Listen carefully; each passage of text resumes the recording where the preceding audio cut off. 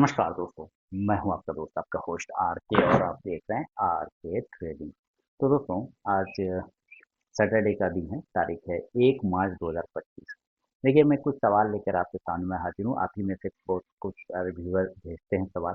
हालांकि मैं बहुत सारा तो मैसेज पे आंसर कर देता हूँ, कुछ कॉल्स आते हैं तो कॉल्स पे भी आंसर कर देता हूँ, लेकिन फिर भी कुछ ऐसे रह जाते हैं जिनको आंसर नहीं कर पाता हूँ, तो ये वीडियो के माध्यम से दे देता हूँ जवाब। अभी मार्केट पूरा का पूरा फॉल है, गिरावट है, डर है, कि मंदी तो नहीं आ रहा है, ये वगैरह वगैरह। और जाहिर सी बात है, आना भी चाहिए, दिमाग में ख्याल तो आना भी चाहिए, इसमें कोई गलत बात नहीं है। क्योंकि 26,000 का मार्केट अब 22,000 आ गया है, तो जाहिर सी बात है 4,000 पॉइंट साफ हो गया है। अभी भी मैं न्यूज़पेपर पढ़ रहा था, ये आप न्यूज़पेपर देख पा रहे होंगे। इसके अंदर बहुत सारे आर्टिकल दिए गए हैं। पहले मैं आर्टिकल का हेडिंग बताता हूँ आपको, उसके बाद फिर हम लोग सवाल पे चलेंगे। तो आर्टिकल का हेडिंग क्या है कि देश में फिर बढ़ने लगी खपत, कंज्यूमर ड्यूरेबल कंपनियों की बिक्री तिमाही में 11% बढ़ी। ये भास्कर का न्यूज़पेपर है। तो यानी कह रहा है कि कंज्यूमर ड्यूरेबल में तेजी हो सकती है, एसी वगैरह बिकते क्या थोड़ा सा ज़्यादा इसके वजह से। ठीक है। और क्या लिख रहा है कि क्या लिख रहा है, क्या लिख रहा है। हाँ, 10 लाख से ज़्यादा आय वाले 58% परिवारों का मानना है कि आर्थिक हालात बीते साल से बेहतर है। दूसरा कह रहा है कि भारत को विकसित होने के लिए 7.8% विकास दर से बढ़ना होगा। भारत की इकोनॉमी पिछले 25 साल में, बीते 25 साल में 4 गुना बढ़ी है। सस्ता हो गया है सोना, 1591 रुपये। 24 कैरेट का सोना जो है थोड़ा सस्ता हो गया है। सरकारी बैंक जो है, दिसंबर तिमाही में सरकारी बैंकों ने 12% से ज़्यादा कर्ज बांटा है। कुल लोन में 53.5% का हिस्सा, और 9 माह में 31% मुनाफा बढ़ गया है। विदेशी मुद्रा भंडार 0.7। देखिए, न्यूज़पेपर पढ़ना चाहिए, न्यूज़पेपर पढ़ते हैं तो बहुत सारा चीज़ पता चल जाता है। हालांकि आजकल तो सोशल मीडिया का ज़माना है, वहाँ पर आता है, लेकिन ये न्यूज़पेपर ऐसा होता है जहाँ आपको बिल्कुल पढ़ने की हैबिट भी बनती है, और दिखता है ना तो वो याद रहता है। विदेशी मुद्रा भंडार 0.75% बढ़ गया है, 640.48 अरब डॉलर हो गया है। ठीक है, मैं हेडिंग पढ़ के बता रहा हूँ आपको उसकी। अभी हम लोग सवाल पे भी चलेंगे, और भी है। और भी एक आर्टिकल है जो बहुत ही इंटरेस्टिंग है। निफ्टी में इतिहास की दूसरी बड़ी गिरावट, 5 महीने में 16% गिर चुका है। ये बड़ा आर्टिकल है, पेज नंबर 2 पे बहुत बड़ा आर्टिकल है। और छोटा सा एक बक्सा में लिखा हुआ है, बेहतर नतीजों से मार्च में गिरावट थम सकती है, तभी तेजी लौटेगी। यानी रिजल्ट जो है कंपनी का अच्छा आना चाहिए, अदरवाइज नहीं चलेगा, मामला खराब रहेगा। इसी में टॉप 10 लूजर भी दिया है, जो 50% से 92% तक गिर गया है। वैसे कुछ स्टॉक के नाम दे रखा है इस न्यूज़पेपर ने, भास्कर ने। मैं इसके माध्यम से आपको बता रहा हूँ। Ola Electric, Adani Green, Vodafone Idea, Cochin Shipyard, ITI, Adani Total Gas, Oil India, Adani Green Energy, Adani Energy Solution, हुडको और न्यू इंडिया एश्योरेंस, ये सब गिर गया है। 50, जी 50%, 52% से लेकर 64% तक गिर गया, यानी कि आधा साफ हो गया। बाकी कुछ अमेरिका की खबरें हैं कि पुतिन और सॉरी जेलेंस्की और ट्रम्प का जो कल मीटिंग हुआ था, बहुत गर्मा गर्मी वाला मीटिंग हुआ था, इसके वजह से जो है थोड़ा सा, लेकिन फिर भी डाउ पॉजिटिव हुआ था। तो खैर चलिए, ये तो हुआ एक नॉर्मल बात। अब चलते हैं सवाल पर। ठीक है, और सवाल लेकर आता हूँ आपके सामने में, जो आपने भेजा है। मैं कोशिश करता हूँ उसका आंसर करने का। कोई यूट्यूब पर भेजा है किसी ने, है ना। और इनका सवाल क्या है, देखिए मैं थोड़ा सा जूम करता हूँ, इसको मैं यहाँ पे ले आता हूँ और थोड़ा सा जूम करता हूँ तो पता चलेगा सवाल। आ, कोई प्रतीक्षा बीजलवान है शायद। अभी मैं आपको पढ़ता हूँ सवाल। मेरा Contra regular plan growth mutual fund SBI में इन्वेस्टमेंट किया, अक्टूबर से डाउन जा रहा है, क्या करूं। निकल भी नहीं सकते, मार्केट डाउन कब तक रहेगा, एसबीआई के शेयर कब तक डाउन रहेंगे। देखिए, बिल्कुल सही है कि अभी जो है ना, अभी जितने भी फंड है, सिर्फ आप ही का नहीं मैम, ऑल ओवर जितने फंड म्यूचुअल फंड हो, सबके रिटर्न अभी कम हो गए या निगेटिव हो गए। सिंपल सी बात है, या तो कम हो गए हैं या निगेटिव हो गए, पहली बात। ठीक है। अब निगेटिव हो गया है, तब तो एसआईपी लोग इसीलिए चालू करते हैं मैम, सिस्टमेटिक इन्वेस्टमेंट प्लान, कि मार्केट फॉल में भी आपको एसआईपी के थ्रू ज़्यादा क्वांटिटी लेने का, यूनिट लेने का मौका मिलता है। ऊपर के भाव पे तो आपको मिल रहा है तो कोई बात नहीं, लेकिन जब मार्केट नीचे है और आपने एसआईपी चालू कर रखा है, तो जाहिर सी बात है उतने ही पैसे में आपको ज़्यादा यूनिट मिलेगा। तो इसका मतलब क्या होगा कि आपका एवरेज प्राइस नीचे आ जाता है, और जब मार्केट मूव करता है तो फिर आपको प्रॉफिट होता है। तो सिर्फ आपका फंड नहीं, बल्कि ऑल ओवर जितने भी फंड हैं, सारे ने निगेटिव रिटर्न अभी पिछले 6 महीने, यानी सितंबर से मार्केट गिरावट शुरू हुआ, तो अक्टूबर से जिन लोगों ने एसआईपी स्टार्ट किया है, उन सारे लोगों के साथ यही समस्या हो रहा है कि उनका फंड जो है रिटर्न निगेटिव दे रहा है। अब क्योंकि निगेटिव रिटर्न दे रहा है तो लोगों में डर है, लेकिन याद रखिए आप बिल्कुल इसको मॉल की तरह देखिए। जब मॉल में सेल लगता है तो लोग क्या करते हैं, एक कपड़ा की जगह दो कपड़ा लेते हैं, सेल लगा देता है तीन ले लेते हैं, यानी आप सेल लगने पर, यानी प्राइस कम होने पर आप मॉल जाते हैं ज़्यादा कम पैसा में ज़्यादा सामान खरीदने के लिए। जस्ट लाइक स्टॉक मार्केट में उसी टाइप का सेल लगा हुआ है कि आप कम पैसा में ज़्यादा क्वांटिटी उठा सकते हैं, या आप एसआईपी के माध्यम से उसको यूनिट ज़्यादा मिलता रहेगा आपको, है ना। बिल्कुल इसको मॉल के जैसा देखिए आप, कि मॉल में ऑफर लगा है, सेल लगा है, चलेगा। अब चूंकि यहाँ पे लोगों में पैनिक सिचुएशन हो जाता है, लोग ये सोचते हैं कि कहीं मैं बर्बाद तो नहीं हो जाऊँ। देखिए, स्टॉक मार्केट में अगर आप आए हैं शॉर्ट टर्म के लिए या इंट्राडे के लिए, चांसेस हैं कि आप लॉस में होंगे। लेकिन जो इन्वेस्टमेंट पर्पज से लोग रहते हैं, वो 5 साल 10 साल का व्यू लेके चलते हैं, और उनका इन्वेस्टमेंट भी 5 से 10 साल का होता है, तो वो कभी लॉस में ज़्यादातर नहीं जाते। वो अंत में एक अच्छा बेहतर रिटर्न बना के जाते हैं, बशर्ते आप इन्वेस्टेड रहें तो। अभी आप एग्जिट कर जाइएगा और हो सकता है मार्केट 1 महीने बाद मूव कर जाए, तो आपको लगेगा यार मैं एग्जिट कर गई तो दिक्कत। लेकिन दिक्कत क्या है कि आपने एसआईपी के थ्रू किया है। लेकिन जो लोग स्टॉक खरीद लेते हैं, उनका स्टॉक तो देखिए, अभी मैंने न्यूज़पेपर पढ़ के बताया ना कि 50-50% डाउन हो गया, 60-60%। तो उनको क्या लगता है कि 1100 का टाटा मोटर्स तो 600 हो गया यार, अब क्या होगा, 300 तो हो जाएगा। देखिए कुछ भी हो सकता है मार्केट में। लेकिन आपको ये देखना है क्या टाटा मोटर्स की कंपनी बंद हो जाने वाली है, या टाटा मोटर्स का फंडामेंटल खराब हो गया। अगर ऐसी सारी सिचुएशन है तो फिर किसी स्टॉक में बने रहने का कोई फायदा नहीं। लेकिन अगर इंडिया ग्रोथ, जिस सब कंपनी पे डिपेंड कर रहा है भारत का ग्रोथ, अगर वो सब कंपनी डूबने लग जाए, तभी तो भारत का विकास रुकेगा। अदरवाइज जिस पर बेस है भारत का टिका हुआ, ग्रोथ टिका हुआ है, उन सब कंपनियों से बेहतर और कहाँ मिलेगा, और वो भी अभी सस्ते के भाव। क्लियर है ना। तो इस तरह से आपको देखना है कि हमेशा हम उस भाव पे लेने की कोशिश करें जब मार्केट, जब हमें सेल लगा के दे रहा है, तो हम क्यों वहां से भागेंगे। पहली बात तो ये, थोड़ा सा पेशेंस रखना पड़ेगा, थोड़ा टाइम लग सकता है। अदरवाइज आपको अगर पैसे की जरूरत है तो फिर आप एग्जिट कर दिए। और दूसरी बात है कि अगर पैसे की जरूरत नहीं, तो फिर आप हर जो एसआईपी चालू है उसको चालू रहने दीजिए, उसमें कोई दिक्कत नहीं। लेकिन जो चीजें आपने कहा कि मार्केट कब तक गिरेगा और एसबीआई का शेयर कब बढ़ेगा, सिर्फ एसबीआई का शेयर नहीं गिरा है, ऑल ओवर सारे शेयर गिरे हैं। सिर्फ एक शेयर कोई गिरता तो कोई बात नहीं, दो शेयर गिरते तो कोई बात नहीं, ऑल ओवर पूरा वर्ल्ड, पूरा वर्ल्ड नहीं तो नहीं कहूंगा, लेकिन पूरा इंडिया का मार्केट ही डाउन है, बिकवाली की वजह से, एफआई की वजह से। और ये कब तक चलेगा ये कोई नहीं बता सकता। लेकिन एक चीज याद रखिएगा कि 21,800 के अगर निफ्टी नीचे क्लोज होता है, तो मार्केट फिर बियर फेज में चला जाएगा, फिर बुल पेज में चला जाएगा, सतयुग खत्म हो जाएगा मार्केट का, कलयुग आ जाएगा।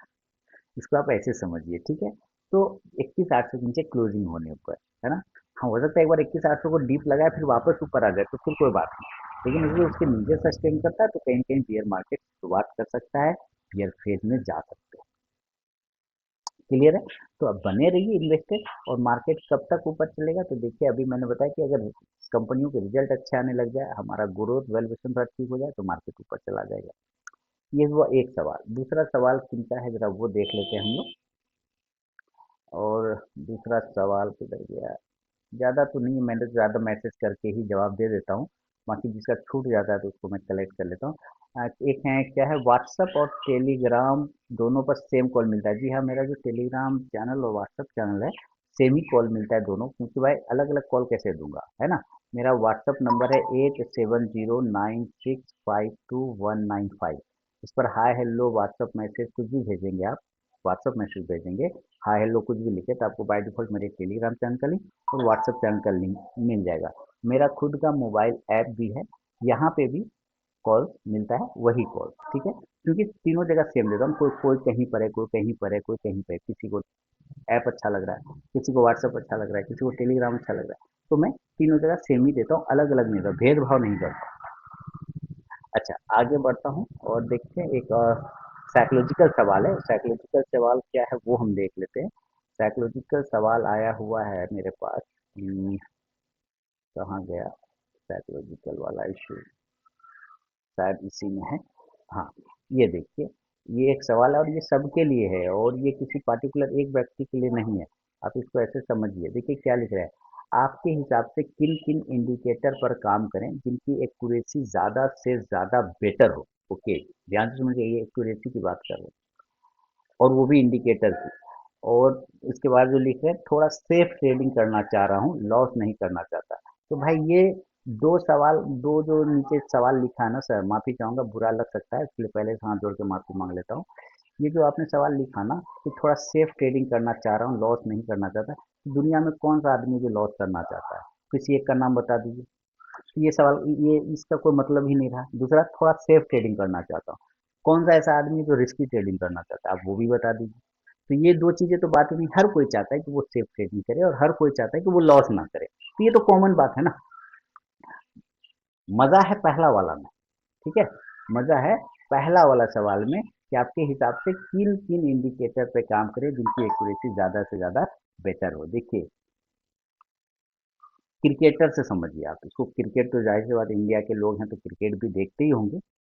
आप जब किसी भी क्रिकेटर को देखिए तो वो क्या करता है, हर बॉलर के लिए क्या अलग अलग बैट को यूज करता है? ध्यान से सुनिएगा, हर बॉलर के लिए क्या कोई बैट्समैन अलग अलग बैट को यूज करता है कि अरे अच्छा, पैट कमिंस आया है, लाओ एमआरएफ वाला स्टिकर वाला लाओ तो जरा, ऐसा करता है? या चलो पाकिस्तान का नसीम शाह आया है, लाओ तो जरा डबल एस लिखा हुआ बैट लेके आओ तो जरा। या को कहता है कि चलो बीडीएम वाला बैट लेके आओ तो चलो मैच रात वगैरह या स्टार्क वगैरह आया है, ऐसा करता है? नहीं करता है। तो वो क्या चीज करता है? वो अपनी टेक्निक पे काम करता है। कोई बैट्समैन क्या करता है, बैट पर काम नहीं करता है, वो अपनी टेक्निक पे काम करता है, वो अपनी स्किल पे काम करता है। फिर से समझिए, थोड़ा सा समय लग सकता है इस बात को समझने में, लेकिन फिर भी समझिए। वो आपको स्ट्रांग बनाता है, वो अपनी टेक्निक को स्ट्रांग बनाता है, बैट को मजबूत नहीं बनाता है। बैट तो सबके पास एक है ना। आप भी बीडीएम का बैट खेल लिए, हमारे वाला बैट खेल लिए, तो इंडिकेटर तो सबके पास है। आरएसआई अगर आप यूज कर रहे हैं तो अगला भी करता होगा, पूरा दुनिया यूज कर रहा है। एमएससीबी आप यूज कर रहे हैं तो पूरा दुनिया यूज करता होगा, अगला यूज कर रहा है। पर आपके पास जो स्किल है, जो आपके पास में काबिलियत है, वो दूसरे के पास तो नहीं हो सकता। तो लोग को अपनी काबिलियत को डेवलप करना है, ना कि बैट को, यानी कि ना कि इंडिकेटर। इंडिकेटर तभी काम करता है, कोई भी इंडिकेटर, जब मार्केट वन वे डायरेक्शन में होता है, चाहे वो ऊपर की तरफ अच्छा डायरेक्शन में हो, चाहे नीचे की तरफ में डायरेक्शन में, वन वे चलता है। अगर वो साइडवेज होता है तो कोई इंडिकेटर काम नहीं करता है यहाँ। और दूसरी बात क्या है, इंडिकेटर पे जब आप ट्रेड करते हैं, बहुत इंडिकेटर जो बहुत अच्छे सब, जैसे आरएसआई तो बेस्ट इंडिकेटर होता है, एमएससीबी बहुत अच्छा इंडिकेटर होता है, मूविंग एवरेज सब अच्छे इंडिकेटर है, तभी तो वो सालों से चले आ रहे हैं बने हुए। लेकिन सारे लोगों को पता है ना वो इंडिकेटर, तो आपको भी पता है वो इंडिकेटर। तो क्या सारे लोग पैसा बना रहे हैं इस इंडिकेटर के भरोसे? नहीं। सिर्फ इंडिकेटर के भरोसे बैठेंगे ना तो कभी काम नहीं होगा, बल्कि आपको अपनी स्किल, अपनी साइकोलॉजी काम करना। तो होता क्या है इंडिकेटर के साथ, जब इंडिकेटर आपको बाय बोलता है ना, ध्यान से सुनिएगा, मैं बार बार कितने वीडियो में ये बात बता चुका हूँ।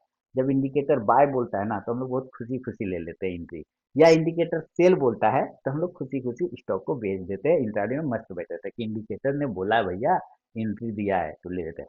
मान लेते हैं इंडिकेटर ने बाय साइड एंट्री करवाया, लेकिन जैसे ही वो इंडिकेटर थोड़ी देर में एग्जिट का सिग्नल देता है कि भैया निकल जाओ, तब जानते हैं आपका दिमाग क्या कहता है? दो ए पॉइंट में निकलेंगे बस, एक ही पॉइंट में निकलेंगे बस, थोड़ा और आ जाता है, आने दो।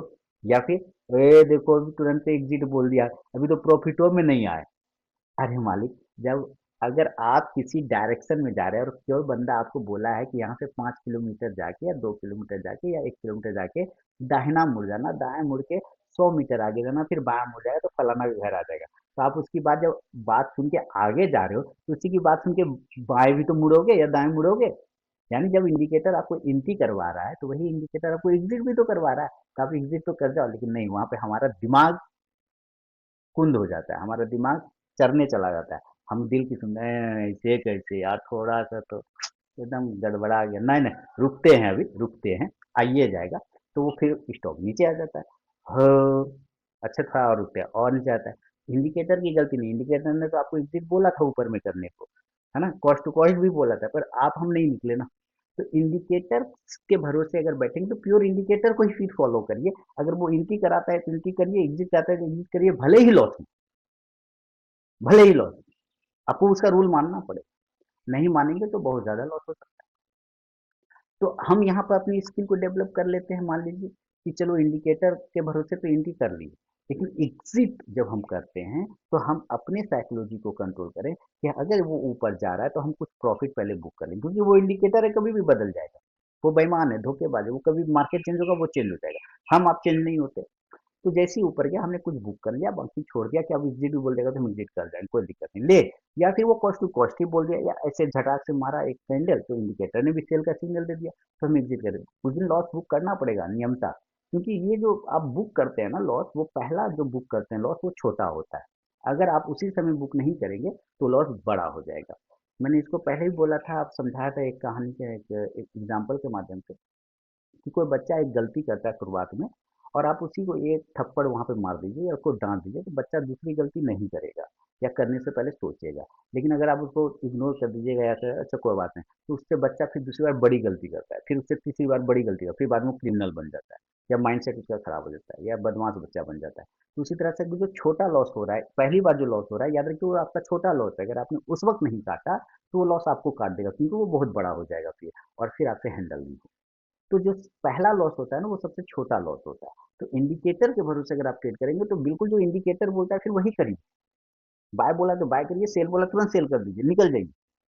अगर वो फिर सेल मन बाय बोला तो बाय कर लिए, सेल बोले तो निकल गए, या फिर कॉन्ट्रा ट्रेड मार दीजिए, फिर वो नीचे आके बोलेगा बाय तो फिर एग्जिट कर जाइए।